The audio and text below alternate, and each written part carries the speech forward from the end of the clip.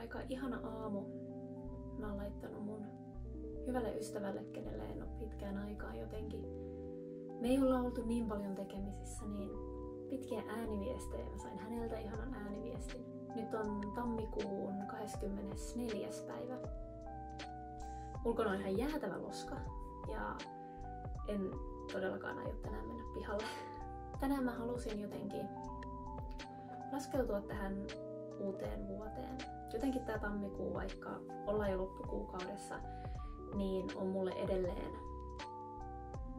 sellaista uudelleen kalibroitumisen ja jotenkin sellaista reflektoimisen aikaa, että okei, että missä mentiinkään viime vuonna ja missä sitä haluaa tänä vuonna oikeasti olla ja mihin täytyy panostaa, mikä on olennaista.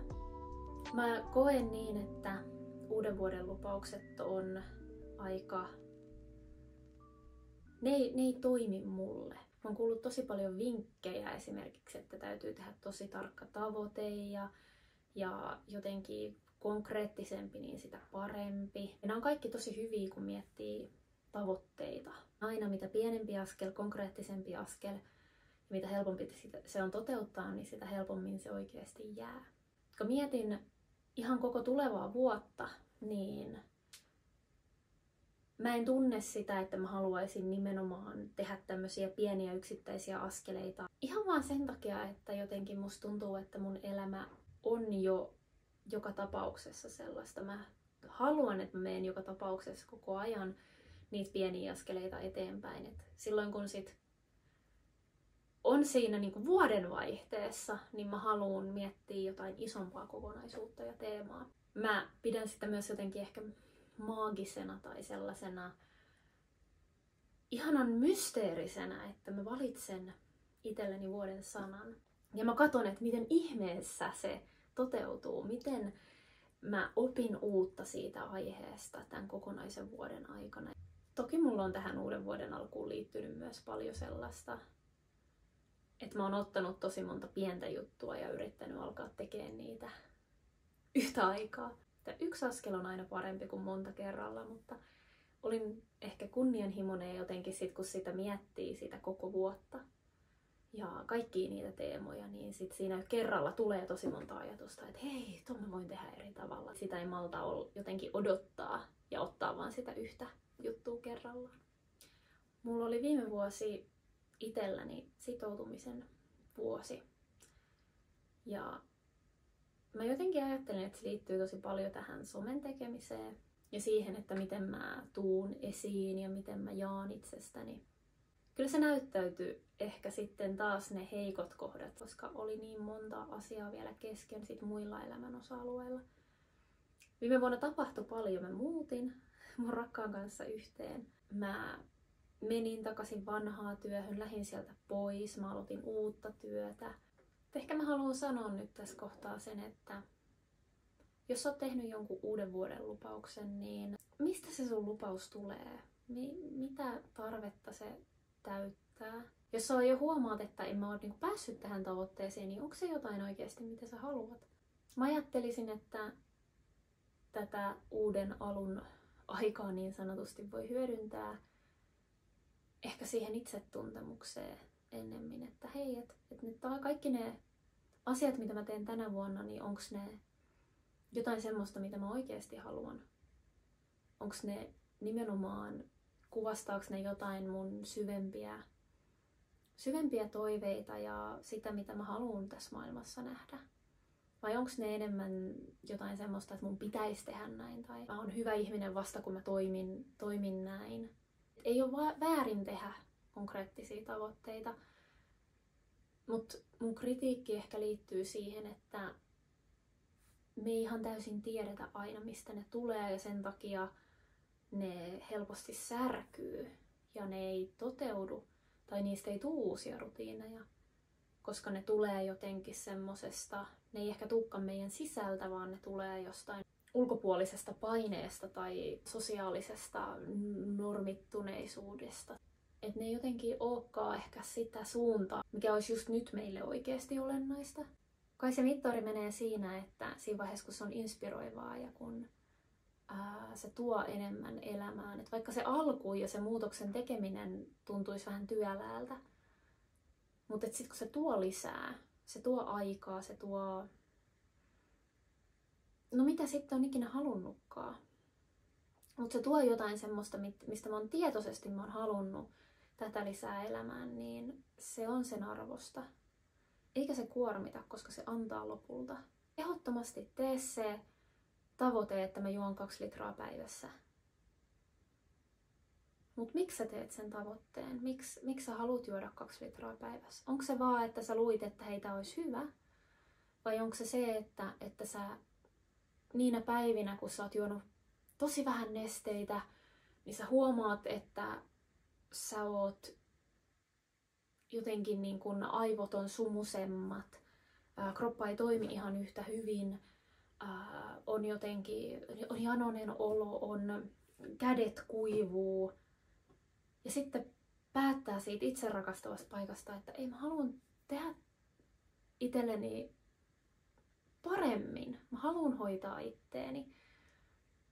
Ja sitten se tavoite, että mä juon 2 litraa päivässä. Ei sen takia, että joku sanoo, että hei, tää olisi hyvä. Totta kai sekin voi toimia. Mutta että sä tiedät itse, miksi. Miksi mä teen tän.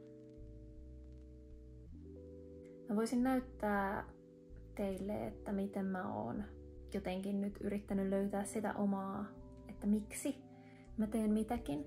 Ja jos se auttaisi jotakuta siinä, että tulisi jotenkin enemmän yhteyteen itsensä kanssa ja ehkä luomaan sellaista suuntaa, että se ei ole vaan se yksi askel, vaan se on monta pientä askelta yksi kerrallaan kohti jotain isompaa. Me otetaan semmoinen isompi aikaikkuna, että vaikka okei, että tänä vuonna mä teen tätä. Että löytyisi sellaista lempeyttä sen asian suhteen. Ei tätä tarvii yhtäkkiä yhdessä yössä muuttaa täysin toiseksi.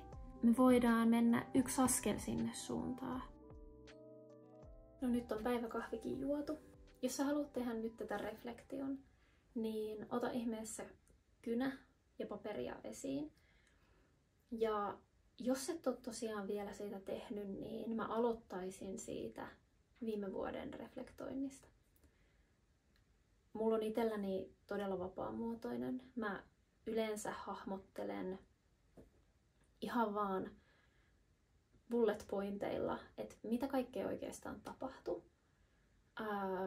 Ehkä ne semmoset päätapahtumat ja sellaiset, joilla on ollut isoin vaikutus. Mä aloitan keväästä ja jatkan syksyyn ja käyn läpi koko vuoden. Seuraavana sä voit haluta laittaa vähän ylös, että mistä sä oot kiitollinen sille edelliselle vuodelle.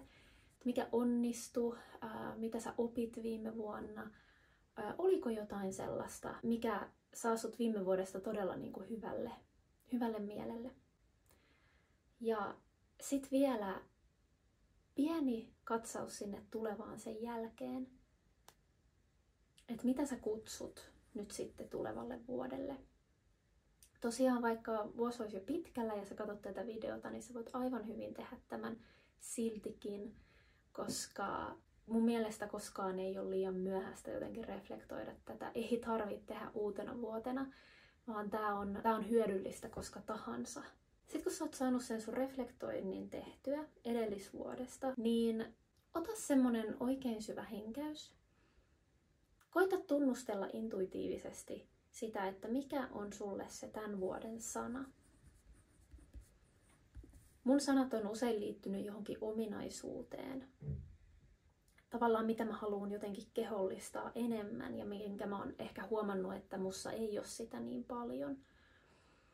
Ensimmäinen vuoden sana mulla oli 2020 ja se oli innostus. Musta tuntui, että mä olin tosi vakava. Ja mä en ehkä tuntenut semmoista innostuneisuuden tunnetta niin helpolla. Ja mä tiesin, että mä tarvitsen tätä iloa ja sellaista vahvaa tunne-energiaa siihen vuoteen. Ja voi hitsi, kun mulla olikin ihana vuosi. Se innostuneisuus levisi kaikkialle. Se innostuneisuuden vuosi oli mulle niin iso kokemus ja sellainen, että mä huomasin, että kaikki asiat meni eteenpäin vuodessa, vaikka mä en ollut siinä heti alkuun mitenkään päättänyt, että no näin mä sen teen. Mutta tosiaan sä voit vaikka paussittaa tämän videon tässä kohtaa, sä voit istahtaa alas, mennä johonkin rauhalliseen tilaan ja tunnustella, että mikä on se ominaisuussana, joku mitä sä haluat lisää sun vuoteen.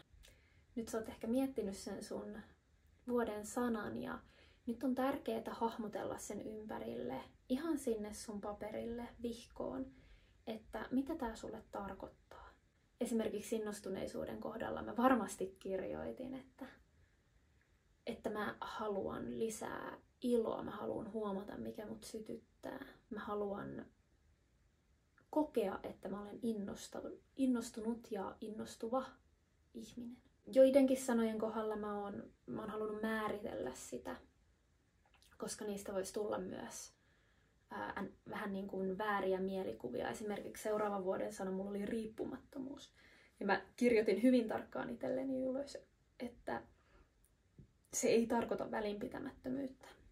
Tämän jälkeen mä suosittelen tosi vahvasti, että nyt seuraavaksi otsikoit tiettyjä elämänosa-alueita. Miten sä haluaisit, että se elämänosa-alue näyttäytyy ihan ylipäätänsä? Sen ei tarvitse olla tänä vuonna, sen ei tarvitse olla seuraavana päivänä. Se voi olla vaikka 10 vuoden päästä, mutta jotenkin semmoinen, että okei, tälleen mä haluaisin, että tämä asia on. Tai että tälleen mä haluaisin, että tämä teema mulle tuntuu. Otsikoita voisi olla minä, terveys ja fyysinen hyvinvointi. Tähän mä liitin sen, että miten mä nukun, miten mä syön, miten mä liikun, kaikki tämmönen, niin kuin myös itsestä huolehtiminen. 3. sä voit kirjoittaa esimerkiksi sitten työstä ja ansaitsemisesta. Joillekin ajankohtaisempaa voi olla opiskelu, miltä opiskelu tuntuu tai miltä se näyttää. 4.